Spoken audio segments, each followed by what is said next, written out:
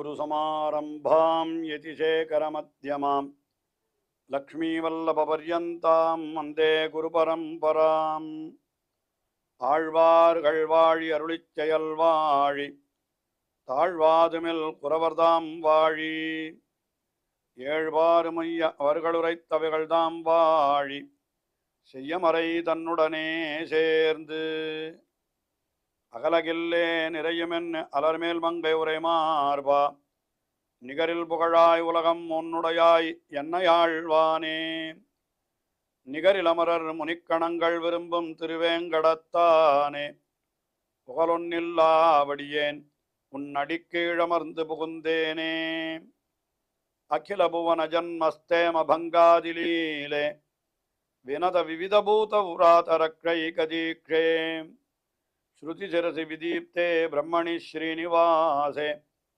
பவத்து மம பரஸ்மின் சேமுழி பக்திரூபா श्रीमान् वेंकटनाथार्य कवितार्किककेसरी वेदान्ताचार्यवर्यो मे सन्निधत्तां सदा हृदि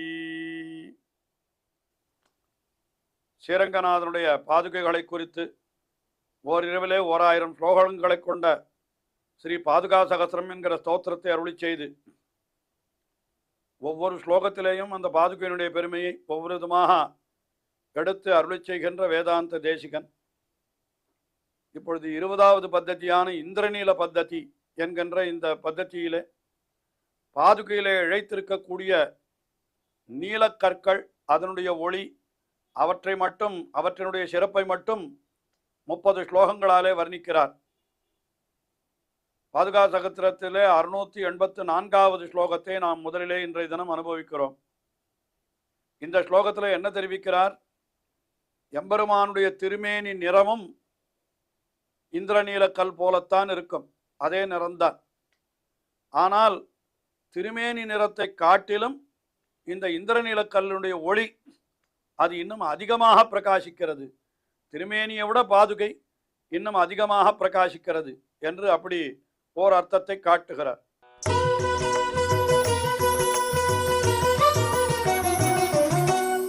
அனகைர் ஹரிநீல பத்ததீனாம் பிரதமானைர் மணிபாதுகே மயூகைஹி அதரி குருஷே ரதாங்கபாணே அமிதாமூர்த்வம் அவஸ்திதஸ்ய காந்திம். அனகைஹி ஹரிநீல பத்ததீனாம், ஹே மணிபாதுகே, அதாவது அனகைஹி பிரதமானைஹி ஹரிநீல பத்ததீனாம், இந்த நீலக்கற்களுடைய ஒளி அது எப்படி இருக்கிறதுன்னு கேட்டால் அனகைஹின்னு சொன்னதுனால எந்தவித தோஷமும் இல்லாமல் இருக்கிறது. ரத்ன பரீட்சர்கள் இடத்துல போய் கொடுத்தால் என்ன சொல்லுவா, ரத்னத்தில் கூட இது தோஷம் இருக்கிறது, இதில் ஏதோ ஒரு கருப்பு புள்ளி இருக்கிறது, அதனால இந்த ரத்னம் ஆகாது என்றெல்லாம் சொல்லுவதுண்டு பழைய நாளில். இது எப்படிப்பட்ட ரத்னம்? அனகைஹி, அதுக்கு மேலே பிரதமானைஹி, எல்லா இடத்திலும் பரவி இருக்கிறது அந்த நீலக்கற்களினுடைய ஒளி. அது ஹரிநீல பத்ததீனாம் மயூகைஹி, அதில் ஹரிநீல பத்ததி, ஹரிநீலம் என்னால் அந்த இந்திரநீல கற்கள், அந்த கற்களில் இழைக்கப்பட்டிருக்கிற பாதுகை, அதுக்கு மேலத்தான் எம்பெருமான் எழுந்தருள் இருக்கிறான். அதுக்கு மேலே எம்பெருமான் ஊர்த்வம் அவஸ்திதஸ்யா, அதுக்கு மேலே எழுந்தருள் இருக்கிற எம்பெருமான், பாதுகைக்கு மேலத்தான் எம்பெருமான் எழுந்தருள் இருக்கிறான்.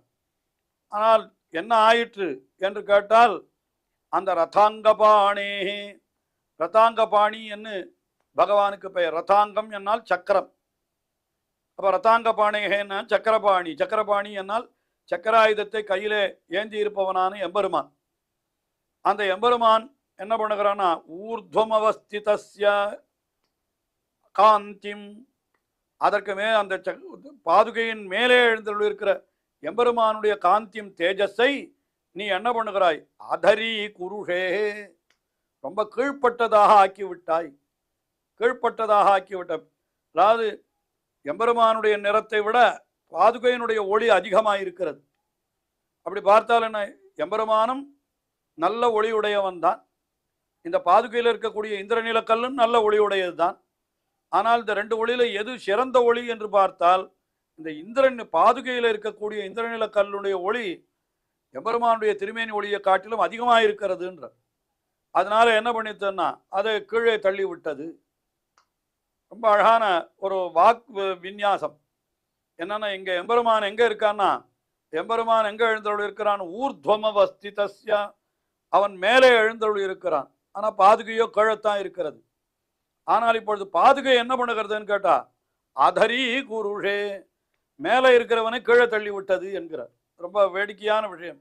அதாவது ஒளியினுடைய சிறப்பை பார்க்கிற பொழுது அது கீழே போய்விட்டது, பாதுகையினுடைய ஒளி மேலே போய்விட்டது என்று அர்த்தம். ஆனால் ஸ்தானம் என்று இருக்கிற இடத்தை பார்த்தால் எம்பெருமான் மேலே இருக்கான், பாதுகை கீழே இருக்கிறது.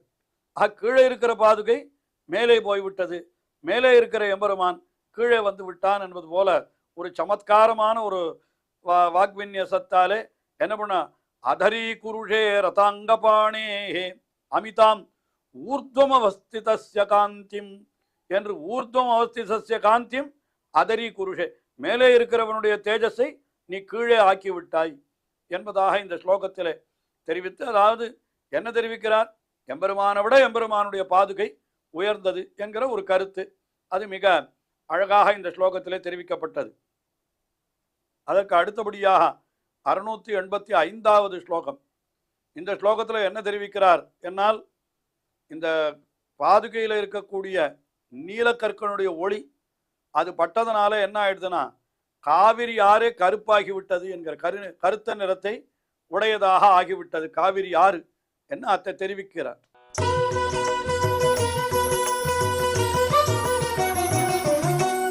சரணாவனி பாதி சஹ்ய கன்யா ஹரிநீலத்யுதிபிஸ்தவானு வித்தாம் வசுதேவசுதஸ்ய ரங்கவிருத்தே யமுனேவ ஸ்வயம் ஆகதா சமீபம் சொல்றார். சரணாவனி, சரணாவனின்னா எம்பெருமானுடைய திருவடிகளை ரட்சிக்கின்ற பாதுகையே என்ன, அவ்வளவுதான் அதுக்கு நேரடியான அர்த்தம். அது சம்போதனம். அது என்ன சொல்றான்னா, சஹ்ய கன்யா பாதி எப்படின்னா, ஹரிநீலத்யுதிபிஹி தவானு வித்தா, உன்னுடைய ஹரிநீல தியுதி, அதாவது உன்னிடத்திலிருந்து வெளிப்படுகின்ற அந்த நீல கற்களினுடைய ஒளி சிதறல்களாலே என்ன ஆயிருக்கிறதுன்னு கேட்டா, சஹ்ய கன்யா, சஹ்ய கன்யா என்று காவேரிக்கு பெயர். ஏன்னா அவர் மலையிலிருந்து உண்டானவள், குடகு மலையிலே உண்டானவள் இல்லையா காவேரி.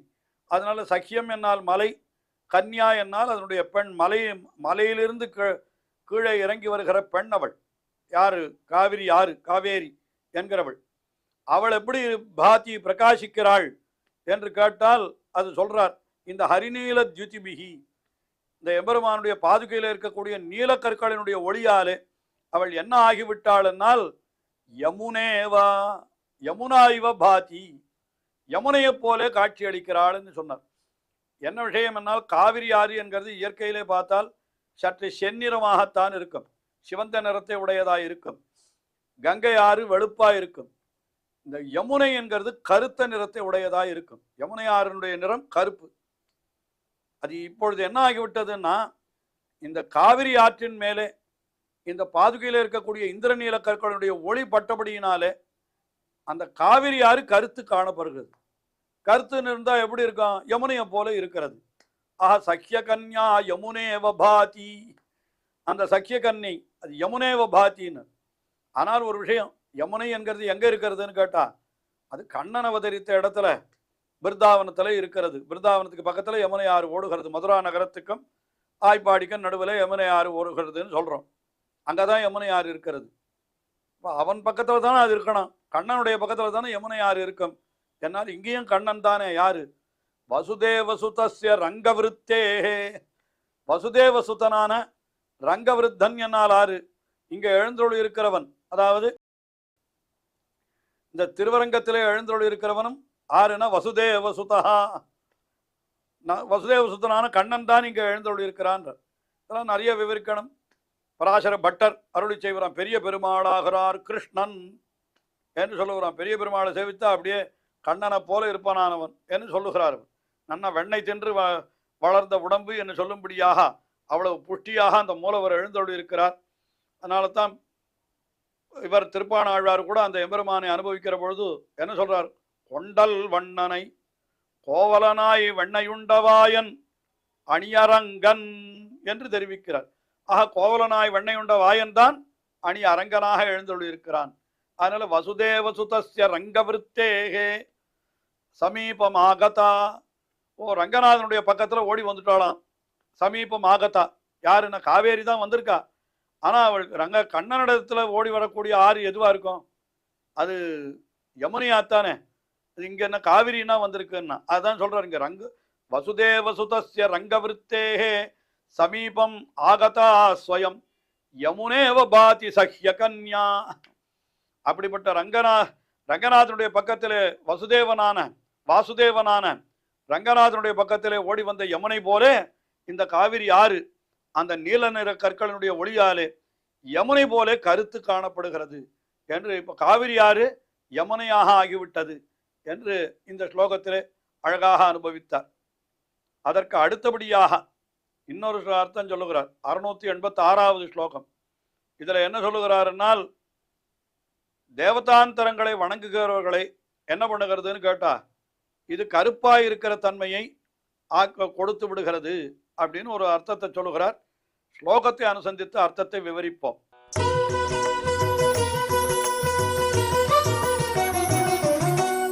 அவதீரித தேவதாந்தராணாம் அனகைஸ்துவம் மணிபாதுகே மயூகைஹி ஹரிநீல சமுத்பவைர் விதத்சே ஹரிசாரூப்யம் அயத்னதோ ஜனானாம். ரெண்டு விதமாக பொருள் சொல்லலாம். என்னன்னா, அவதீரித தேவதாந்தராணாம், அதாவது பகவானை தவிர இதர தேவதைகளை வணங்குவது என்பது அது ஸ்ரீ வைஷ்ணவ சம்பிரதாயத்திலே அது கொள்ளப்படவில்லை. அது கூடாது என்றே சொல்லுகிறார்கள். என்ன காரணம் என்னால், ஸ்ரீ வைஷ்ணவர்களை பொறுத்தவரையிலே பகவான் நாராயணன் அவன்தான் அவர்களுக்கு கணவன் போன்றவன். எப்படி ஒரு பெண்ணுக்கு கணவனிடத்திலே கற்பு நெறி இருக்க வேண்டுமோ, கணவனை தவிர வேறொருவனை பற்றாதிருக்கிற கற்பு நெறி வேண்டுமோ, அதே போல ஸ்ரீ வைஷ்ணவர்கள் அத்தனை பேருக்கும் பகவான் ஸ்ரீமன் நாராயணன் கணவன் ஸ்தானத்திலே இருக்கக்கூடிய தேவதையாகையினாலே அவனை தவிர வேறொருத்தரை நாம் பற்றுவதில்லை என்று கொண்டிருக்கிறோம். ஒரு பத்தினியானவள் தன்னுடைய கணவனை தவிர வேறொருவனை நெஞ்சாலும் நினைப்பதில்லை என்கிறபடியினாலே அவர்களெல்லாம் அவள் அவமதிக்கிறாள் என்று பொருள் அல்ல. அவளுடைய கற்பு நெறிக்கு சேர கணவனை அவள் உயர்வாக கொண்டிருக்கிறாள், அவ்வளவு. அதுபோலத்தான் நாம் மற்ற தேவதைகளை பழிப்பதில்லை, அவர்களை நாம் குறை சொல்ல வேண்டிய அவசியம் இல்லை. ஆனாலும் பகவானை தவிர வேறு யாரையும் பற்றக்கூடாது. அதைத்தான் இங்க சொல்றார். அவதீரித தேவதாந்தராணாம், யாரெல்லாம் பகவானை தவிர மற்ற தேவதைகளை பற்றாதிருக்கிறார்களோ அப்படிப்பட்ட ஸ்ரீ வைஷ்ணவர்களை நீ என்ன பண்ணுகிறாய்? துவம் மணிபாதுகே மயூகைஹி அனகைஹி மயூகைஹி, உன்னுடைய குற்றமில்லாத அந்த ஒளியாலே நீ எப்படி பண்ண? ஹரிநீல சமுத்பவைஹி, அந்த ஹரிநீல கற்களிலிருந்து உண்டாகக்கூடிய மயூகம் அந்த ஒளியினாலே நீ என்ன பண்ணுகிறாய்? ஹரிசாரூப்யம் அயத்னதோ விதத்சே ஜனானாம், அதாவது அந்த ஜனானாம் அவதீரித்த தேவதாந்தரானாம் ஜனானாம், மற்ற தேவதைகளை பற்றாதிருக்கக்கூடிய ஜனங்களுக்கு நீ என்ன பண்ணுகிறாய் என்னால் எம்பெருமானுடைய தன்மையையே கொடுத்து விடுகிறாய். ஹரிநீல சமுத்பவை, அதாவது அப்படிப்பட்ட தேவதைகளை பற்றாமல் இருக்கிறவர்கள் ரங்கநாதனை போய் வணங்குகிறார்கள். வணங்கினால் என்ன ஆகிறது? அந்த நீலக்கற்களுடைய ஒளி அவர்கள் மேலே விழுகிறது. பாதுகையில் இருக்கக்கூடிய நீலக்கற்களுடைய ஒளி அந்த பக்தர்கள் மேலே விழுகிறது. பக்தர்கள் மேலே விழுந்தா என்ன ஆகிறது? பகவான் எப்படி கருப்பா இருக்கானோ அந்த மாதிரி பக்தர்களும் கருப்பாகவே ஆகிவிடுகிறார்கள். அப்ப என்ன கிடைக்கிறதுன்னா ஹரிசாரூபியம், அந்த பகவானுடைய சாரூபியம், அவனை போன்ற ஒரு தன்மையை கொடுத்து விடுகிறது. இதுல இன்னும் முக்கியமான அர்த்தமும் சொல்லலாம்.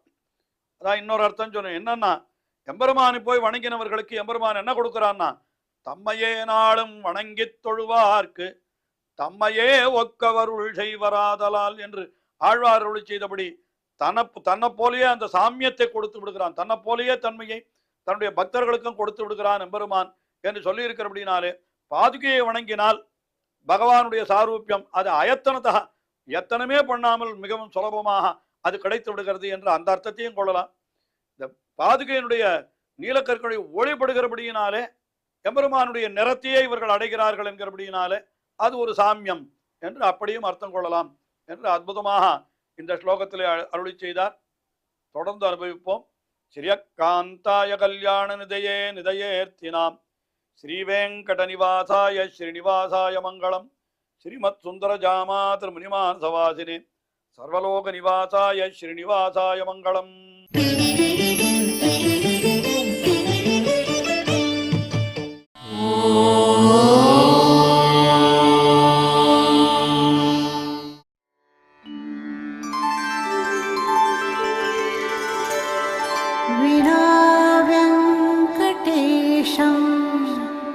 ननाथो ननाथः सदा वेङ्कटेशं स्मरामि स्मरामि. हरे वेङ्कटेश प्रसीद प्रसीद. प्रियं वेङ्कटेश प्रयच्छ प्रयच्छ.